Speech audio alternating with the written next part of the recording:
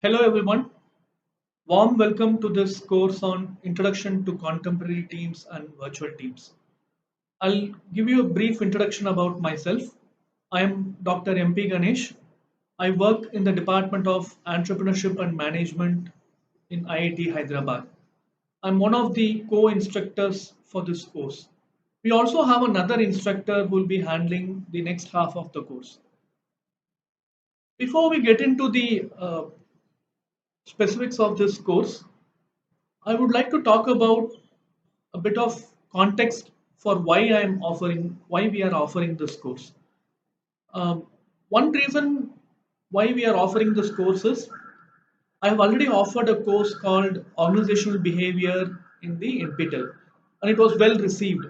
And that course talks about the broader aspects of how individuals behave in organization and how organizational factors influence group dynamics, individual dynamics, and things like that.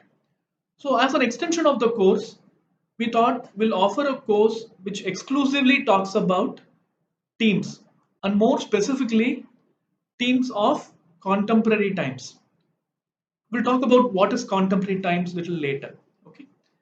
So that is one reason. The second reason being the co-instructor as well as myself, we have done a lot of research in the area of team dynamics, cross-cultural virtual teams, uh, team aspects in a newer context and things like that. So we thought whatever knowledge we have generated as research, it will be better to offer them as a course so that practitioners can benefit from it. Okay. Having said that, this course is not only for practitioners. This course is also for people who are interested to know more about contemporary teams. So I will quickly tell you the outline of uh, today's uh, today's lecture. First, we are going to talk about what do we mean by contemporary teams. Okay, and then we will talk about what are the different challenges people face in contemporary teams, and then we will move specifically to virtual teams, and then we'll talk about what are the factors which influence virtual teams. So before we start, I would like to understand what is your opinion about contemporary teams. What do we mean by contemporary teams? Just take a moment and think about what does this term contemporary teams mean. Okay, so yeah, I'll give you a minute to think about it. Okay, but even before that, we need to understand what do we mean by teams. Okay, so when we say teams, how are they different from the idea of groups? So there are many ways in which people define teams and groups, but very simple way of understanding the difference between team and group is a collection of people, may or may not be working together cohesively, or even if they are working together cohesively, they may not have the interdependencies which may make them work in synergy. Okay, there are few terms which I am using here: group of people, working together, interdependence, and synergy. Okay, so groups might have certain number of people who might work together. Okay, but the difference between teams and groups is in teams people work interdependently, and also because they work interdependently they are able to create some level of synergy. So I will explain what it means by interdependence. There is a very important difference between dependence and interdependence. Dependence means one entity depends on the other entity for either the performance or to achieve its goal. Okay, for example, in a classroom, if in a classroom there are different people, there's we have teacher, we have students, so we can call it as a group. A class can be a group. Here there is dependency. Okay, students depend on teachers to deliver the knowledge or lecture. Okay, so there is only dependency. Interdependency is, let's say, there is a crew, airline crew. Okay, so in a flight there is a pilot, there are people who help the pilot, technical assistants, people who can give technical assistance, there are ground staff, there are people who work within the flight when the flight takes off, stewards and support staff. So they work together in a way that one person depends on the other person for his or her performance or achievement of goal. So work, the entire work will happen only when everybody works together as a team cohesively, because they depend on each other to perform their task. Okay. So when we say uh, interdependence, interdependence can be of different types. So it's sometimes interdependence may lie on the dependent interdependence of task, which means if I have to fulfill my task, I depend on the other person to support me, or the other person to finish his or her task and give it to me, and then I'll work on that, and then I will pass on the task to the other person. Okay, so performance of my task depends on how others in the team help me or do their task. So this is task interdependence. There is something called goal interdependence.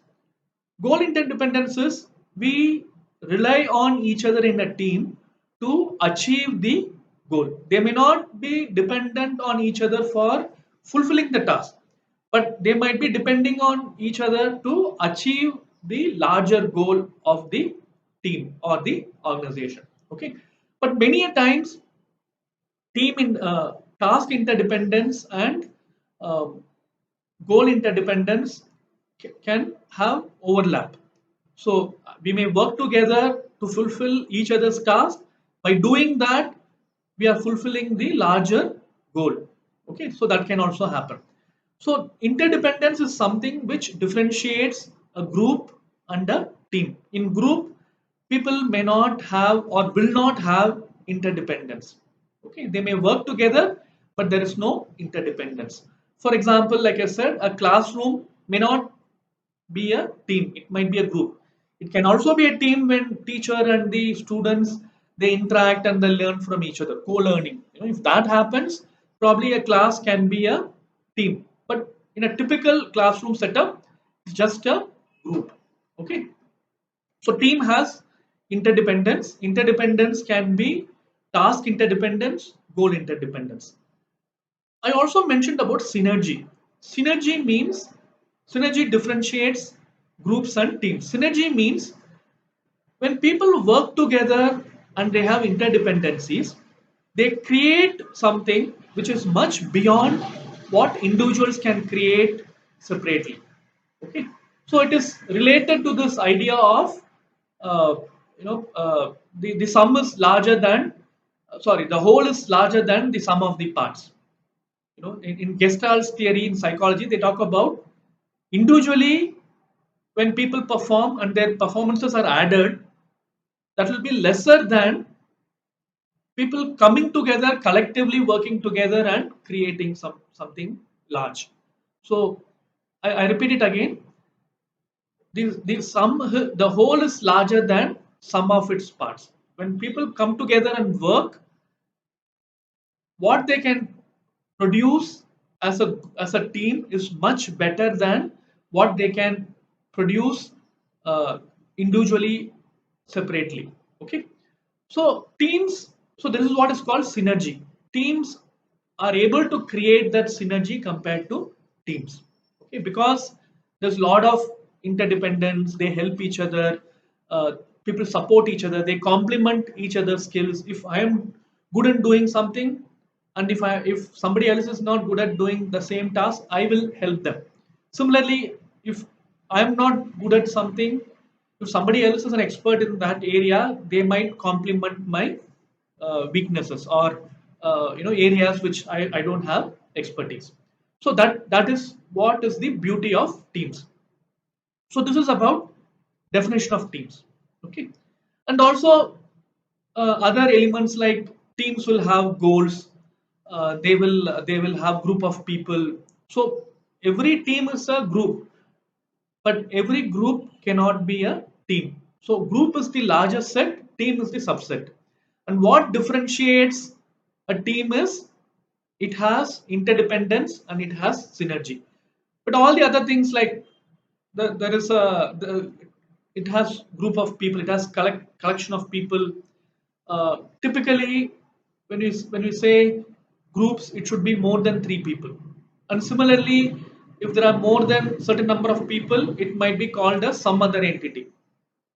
Let's say if there are 25 people or 50 people, it may not necessarily be a group in a very strict sense. It might be a some other entity. For example, project groups or department. In an organizational context, it might be called as department. So departments are not strictly groups. They are certain size which is beyond the scope of the idea of groups. Okay, so let's not get into all those specificities, but I want you to understand the difference between groups and teams. Okay, there are other characteristics which we have to understand about teams. One is interdependence, second is synergy, third is every team will have a goal. Okay, so when we say goal, the goal can be either defined by the organization or the team itself defines its goals. Okay, so every team will have certain level of independence or autonomy, especially if the team exists within the larger organizational context. The team will have certain level of autonomy and also certain level of conformity or certain level of dependence on the larger organization. For example, let's say I'm uh, there is a large software development project. So this software development project will have different modules. Okay, so each of these modules will be handled by a team of people, team of software professionals.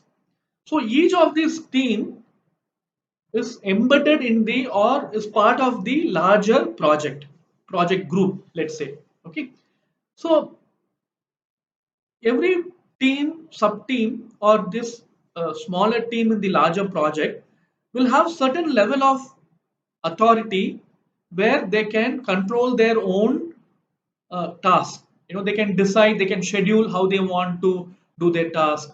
They can schedule job assignment within the team and things like that.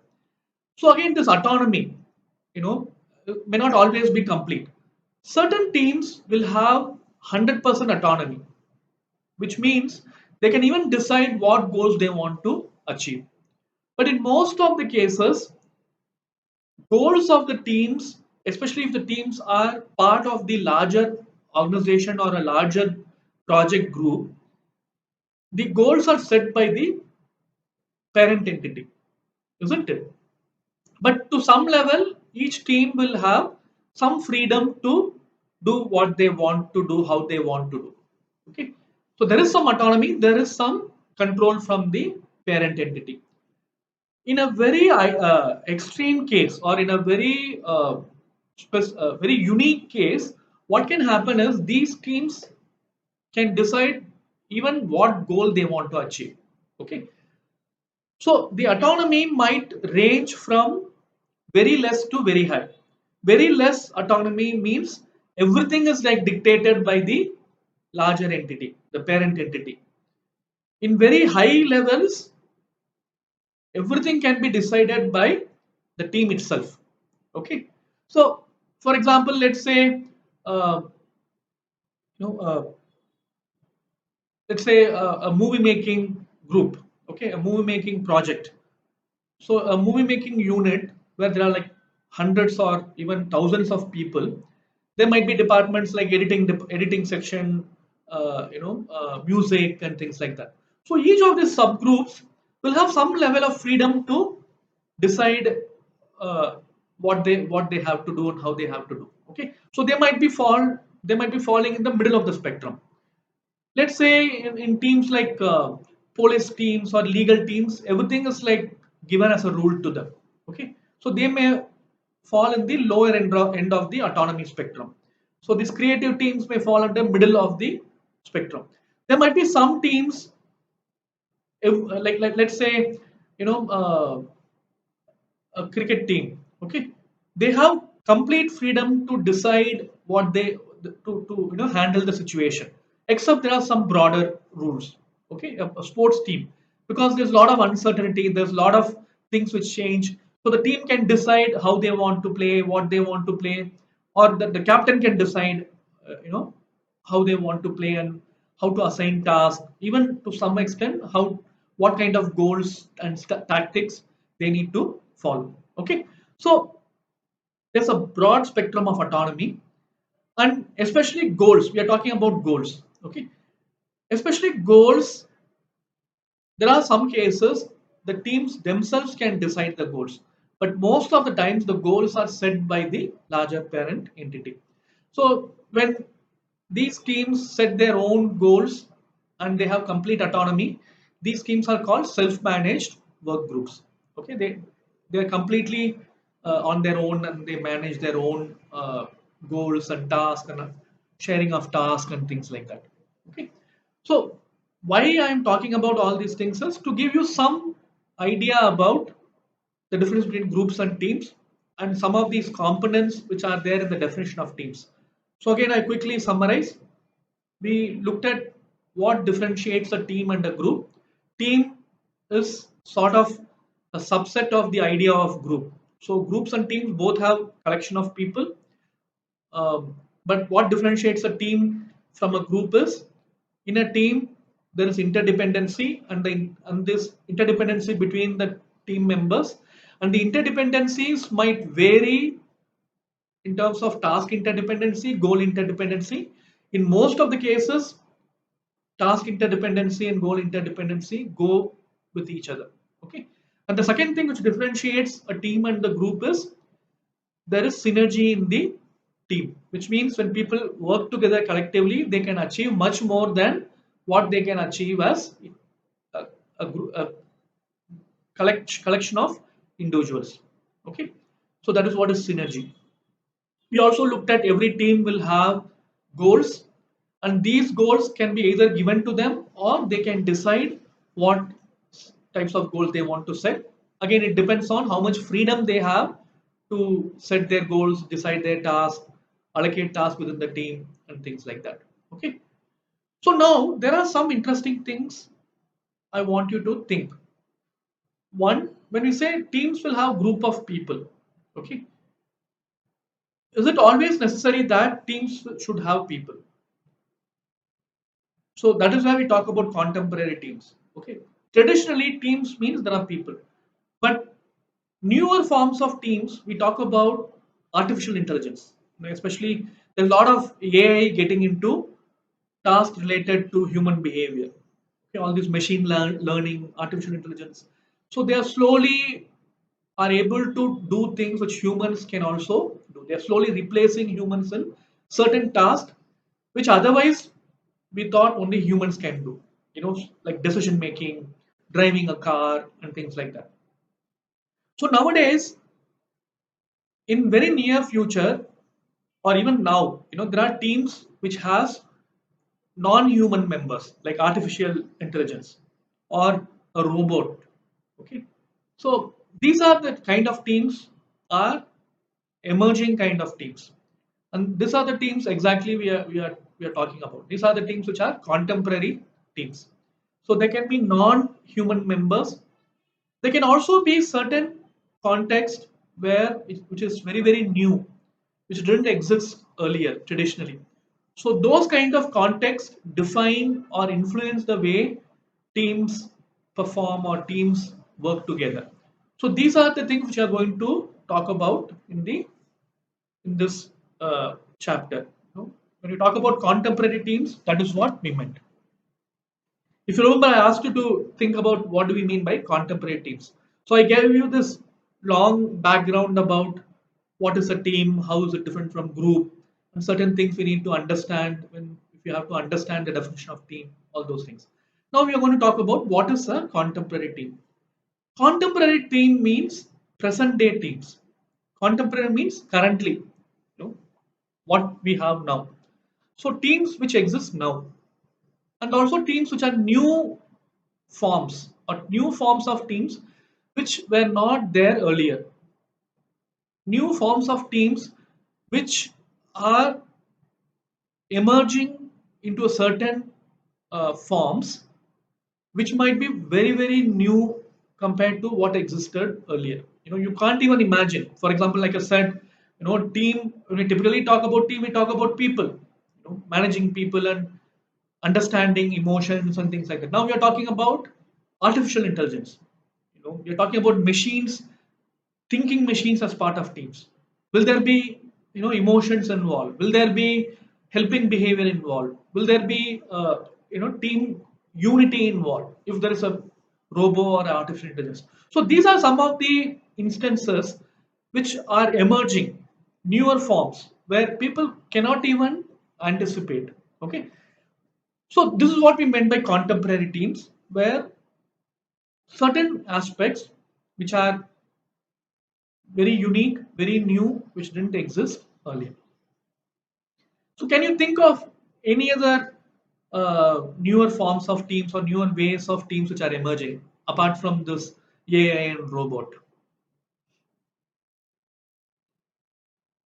So, one uh, contemporary team we are going to talk about is virtual teams. In fact, in this chapter, later in this chapter, I'm going to talk about virtual teams. Uh, Before that, I would like to little bit talk about what has changed, why we are interested in knowing about contemporary teams, or why is it important to understand what is changing and why uh, contemporary teams are becoming more and more important. Okay, why contemporary teams are important to understand, because one reason is the nature of work and tasks are changing. Like I said earlier, certain things which are not there 10 years ago, now it has become very common. Okay, so how people work and what kind of work people do, it has completely changed. Certain jobs which are not there 10 years ago, now it has become very common. For example, uh, all this gig work, people delivering food, people delivering uh, groceries, or Ola drivers or Uber drivers who can be called any time, and they'll come to your doorstep. So those things never existed some 10 years ago or 15 years ago. Okay? So certain jobs are new and certain tasks are also new, or people are doing those tasks in a very different way. For example, earlier, if you want to send a letter, if you want to send a mail, you have to literally write an email, like write a letter, post it, put a stamp, go to post office, post it there. There'll be someone who will be taking it, delivering it, and all those stuff. But now the whole idea of sending mail, very few people think about sending hard copy mails. Okay? We think about sending emails. Similarly, many things have changed, isn't it? Many tasks have changed, newer works have emerged. So this has created a certain kind of teams, and this has changed the way teams manage work and teams work together. Okay, so it's very important to understand how work and change in work and changing tasks have created or influenced newer kind of teams. And second reason why it is important to understand contemporary teams is because the newer context of boundaries. When I say boundaries, earlier in organizations when they have teams, teams worked in a very close boundary, which means let's say there are 10 different teams in a project or in an organization. Each of these teams will work on their own. There'll be less of cross team communication or cross team collaboration.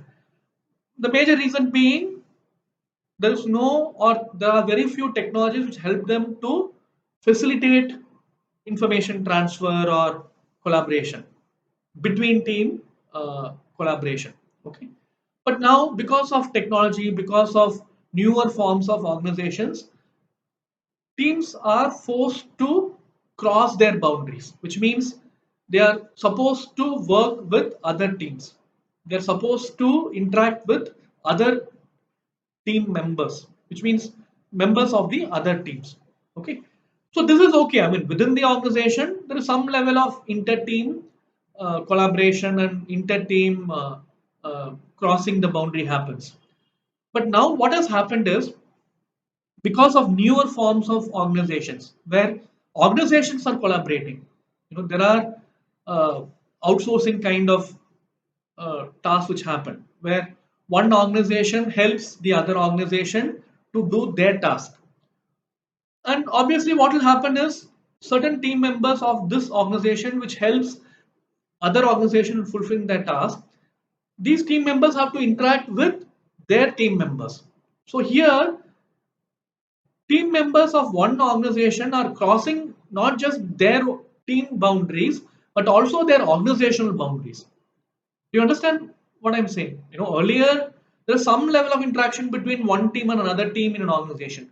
Now, because of some of these newer forms of organizations like outsourcing and you know uh, mergers and acquisitions or collaborations, organizations are coming together and working together.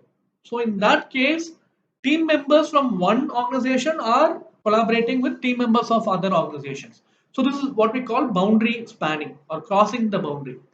So because of these boundaries, because of merger of these boundaries or because of crossing of the boundaries, some of these team dynamics are changing. Okay, these boundaries can be, like I said, team boundaries or organizational boundaries. Sometimes they can be cultural boundaries. So what I mean by cultural boundaries is these organizations work in different countries, cultural context. So they have to, like, not just understand how the other organization works, how the other team works, but also how the other culture works. Certain things which are relevant in this culture in India. Let's say you're an Indian company, you're collaborating with a German company. Okay, so you need to understand how German teams work. That is crossing the team boundary. You need to understand how a German company work. You also should that is crossing the organizational boundary. You should also understand how Germans work, which is crossing the cultural boundary. Okay, so now because of many of these boundaries are crossed, team members need to understand how these boundaries, crossing these boundaries, influence their work. Especially we are going to talk about cross-cultural teams. How crossing cultural boundaries influence the effectiveness of the teams. Okay, so since newer forms of organizations cross many boundaries, their teams are also crossing many boundaries. Because of that, many things are changing. One important thing I would like to talk about, especially when organizational boundaries are crossed, is team members may feel loss of identity. I'll explain it quickly. Let's say you're a member of a team of organization A, okay, which works very closely with another team, which is team B in organization B. Okay, so you work so closely with team B of another organization, you might be, getting used to their way of working and not aligning to the culture or the interest of your own organization. What I mean to say is you're working so closely with a team of another organization, you lose touch with your own organizational culture and become so close to the culture of the other organization. The example could be, let's say you are a Indian company which is helping a American company for their payroll and things like that, IT function, and you work extensively with. In fact, you are also like in America, working in their own campus in America. Let's say this organization A, American company, organization I, Indian company. So they send team members to American company, isn't it, and they work in America, but they belong to Indian team. But since they work in American team extensively, they they become part of the American team, even though technically they are part of Indian team. Because they cross the boundary, they lose their identity, and they may start representing their American team rather than the Indian team which they belong to. So these are some of the issues which may rise when people cross boundaries in team, or when teams cross boundaries. And these things are new, relatively new, isn't it? Like all these outsourcing, all these people working in other companies representing their company. All those things are relatively new. So these things have changed many of the dynamics. So nature of work and tasks have changed, and that has influenced the newer forms of teams, or that have created newer forms of teams. Boundaries are changing, boundaries are crossed, that is leading to certain kind of new forms of teams. And also nature of interaction have changed, especially because of increased use of information technology or media tools. People have started using uh, more of technology tools to communicate rather than face-to-face communication. Especially after pandemic, many people who join their work during pandemic time, they are used to working from home. In fact, there are people who have never seen their organization physically. They have joined during this pandemic time. They have not never gone to their organization, and there are cases where many of these employees have not seen their team members face to face in their organization. They would have interacted with them 1 or 2 years, but almost always they would have interacted using either audio conferencing, video conferencing, or email and things like that. Okay, so people have started using many technological tools, and that has changed how people interact. It's not just the media tools which are changing the way people interact. It is also the kind of hierarchies teams have. So some of these newer forms of teams, every team member has a lot of freedom. So there is no hierarchy in the team. So it's not like there is one team leader and there are people who work under the team leader. There are certain kind of teams. Everybody has their own power. There is no team leader. Team leadership emerges. Different kind of uh, leadership positions emerge. There is no one leader. There are like some people who are leaders in technical elements, some people who are leaders in coordinating people. So some of these dimensions of leadership or power are changing, and that is also changing the nature of interaction within the team. And also nature of employees are changing. One simple example could be there's a lot of diversity nowadays in the team.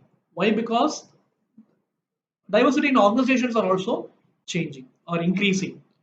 Earlier, let's say if it is a organization which is in a certain state of India, only people from that state will be there in the organization. But now, there's a lot of cultural diversity, which means people from different states, different cultures, different nationalities, even gender differences, not just men and women. There are like we talk about gender diversity, disability, people with different disabilities also participate. So people of different value systems. Because of diversity, team dynamics also changes. There are challenges in terms of how to manage diversity, and also there are generational diversity also. Now a lot of young people are coming to workforce, and the same team will have people of certain generation, and also there are members of younger generation.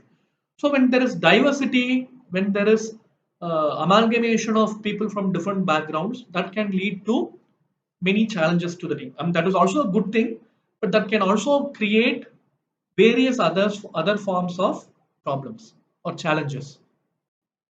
Okay, so this is what are the factors, or these are the factors which influence or create a certain kind of challenges, and that leads to emergence of newer forms of teams. Okay, and there are in terms of exactly what we mean by contemporary teams, there are newer forms of teams, like I said. For example, distributed teams. Distributed teams means teams in which people work from different geographical locations. They may not even meet face to face once. You know, one person might be in America, one person might be in India, one person might be in Japan. You know, like people are like distributed. May not necessarily different countries. You know, they might be in the same city, but since they are working from home or their offices are in different places, people work from different places. So these are distributed teams. Cross-cultural teams are teams in which have people of different cultural backgrounds. Cultural background not necessarily means nationality difference. It's not always means, you know, Americans, Indians, Chinese, Japanese. It can also be, you know, people of different belief systems, people of different values. Okay, so cross-cultural virtual teams are some of the new forms of teams. Self-managed teams, teams which are completely autonomous. Like I said, they can decide how they want to do their task, what they want to do, what kind of goals they want to set. Complete freedom to do uh, what they want to do and how they want to do. These are self-managed teams. Self-managed teams used to be there earlier also, but nowadays more and more teams are becoming self-managed. And there are also startup teams. The uniqueness about startup teams is startup teams are also organizations by themselves. You know, they are smaller organizations, but they are so small that you cannot, they fall under this definition of teams. They might be like 8 or 10 people who are startups. Okay, so there are certain challenges in managing or handling startup teams. And also there can be human robot teams, like I mentioned earlier. You know, there are nowadays there are teams which has AI, teams which have robots as part of teams. I mean, in maybe in another 5-10 years, there might be teams which might be having only robots or predominantly robots. That is not very far. The time is not very far. Okay, there are also agile teams. Agile teams have certain ways of handling tasks. So I will be handling, like I said, you know, I'm the co-instructor of the course. I'll be handling virtual teams, cross-cultural teams, and startup teams. So I'll be talking about these three forms of teams: distributed teams, which are also called virtual teams, cross-cultural teams, and also startup teams. Uh, so some of the common challenges in managing these teams, you know, these newer forms of teams is one, managing communication is a very important challenge because, you know, like I said, in cross-cultural virtual teams, people belong to different value systems, different belief systems, different ways of doing things. So that may create communication issues. And also, when people extensively use technology for communication, that may have certain kind of influence. You know, that may reduce the cohesiveness or the human touch in the team. Team dynamics may change. You know, the kind of conflict which arise, the kind of relationships people form, how networks within the team forms, all those things may change. So that can be a challenge. How do we evaluate effectiveness? You know, how do we say this team is an effective team? That becomes a challenge because the definition of effectiveness itself may change. And also performance. How do we measure performance? You know, some teams, it's very difficult to define the performance itself. You know, how do you define and measure performance? Uh, how do we manage its relationship with other entities? You know, the team might work in a certain context, and the context will have certain challenges. The environment will give you certain challenges. How do you manage those environmental challenges? When I say environment, the outside elements, you know, the other teams in the in the organization or the society in which the team works, you know, the new technological things which change in the larger industry, how it influences the team, all those things become some of the challenges. So I will talk about each one of them elaborately in the next lecture. So I'll stop here. I'll quickly summarize what happened. So we spoke about the difference between teams and groups. We spoke about what is a contemporary team and what has led to contemporary teams and what are the specific contemporary teams which are existing now and what are some of the major challenges in these contemporary teams. So I hope this lecture was useful and engaging. We'll meet in the next class.